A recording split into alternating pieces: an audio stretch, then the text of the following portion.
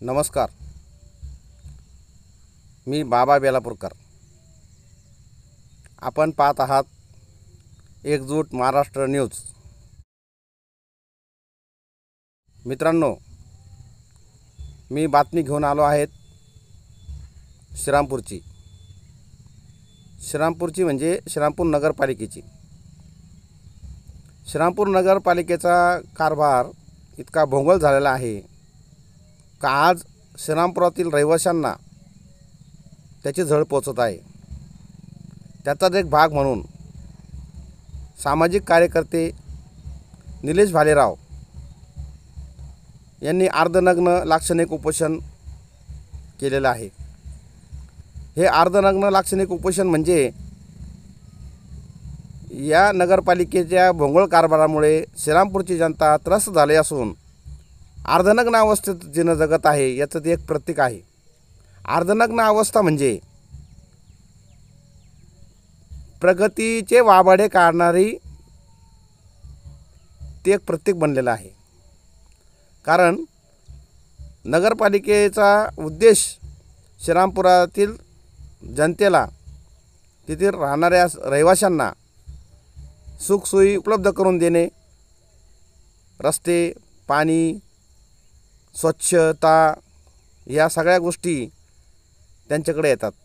परंतु यापैकी या काही गोष्टीमध्ये आज रोजी नगरपालिका खरी उतरली नाही.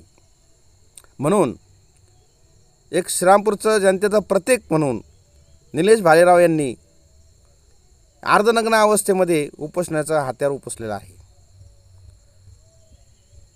त्यांचं असं म्हणणं आहे, माजी मुख्यमंत्री आणि आजचे उपमुख्यमंत्री एकनाथरावजी शिंदे यांनी नगरपालिकेला 10,35,00,000 हा विकास कामाकरिता निधी दिला आहे.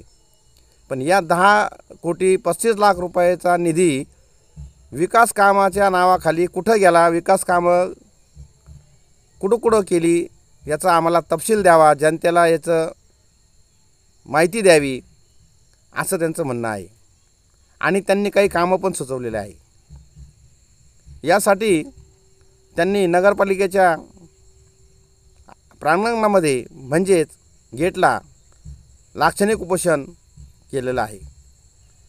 मित्रांनो, या उपोषणाला मान्यवरांनी भेट दिली. श्रीरामपूरचे लोकप्रिय आमदार माननीय ओगले साहेब, हेमंतरावजी ओगले साहेब, सामाजिक कार्यकर्ते माजी नगराध्यक्ष संजयरावजी छल्लारे, RPIच्या उत्तर जिल्हा उपाध्यक्षा रामादेवी धिवर आणि अनेक मान्यवरांनी यास पाठिंबा दर्शवला आहे.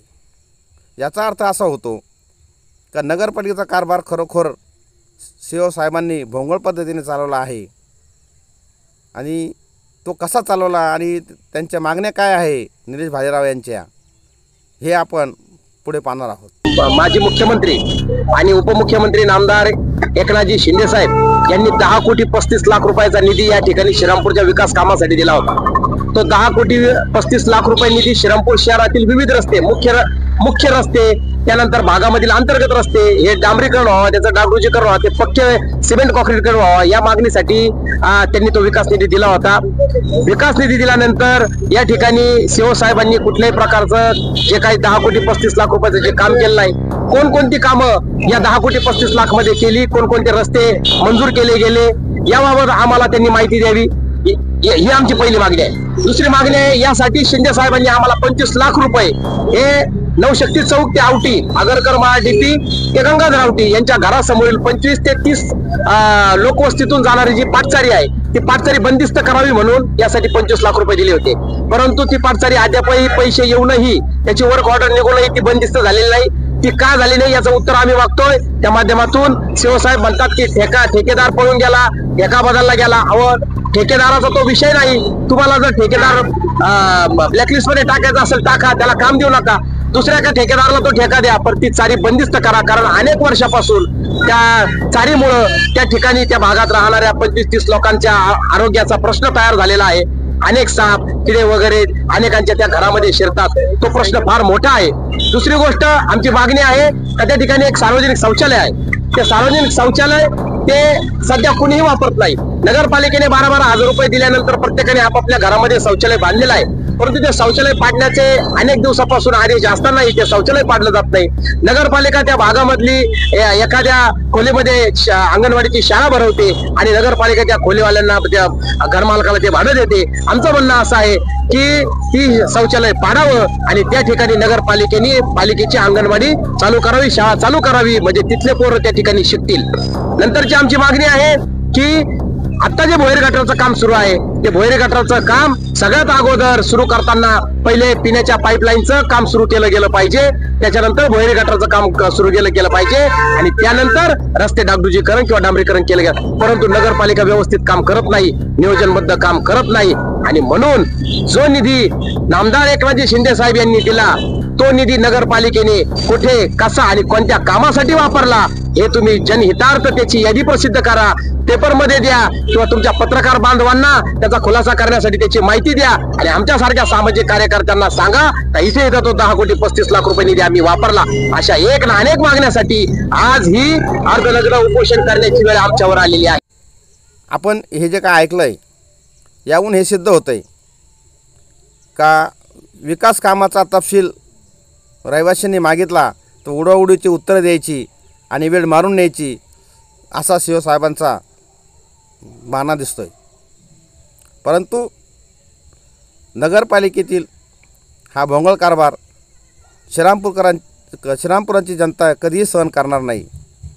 कारण जिथे जिथे अन्याय असेल तिथे तिथे श्रीरामपुरातील जनता ही पेटून उठलेली आहे आणि त्याचाच एक भाग म्हणून निलेश भालेराव आज आपल्याला अर्धनग्न अवस्थेमध्ये उपोषण करताना दिसतात.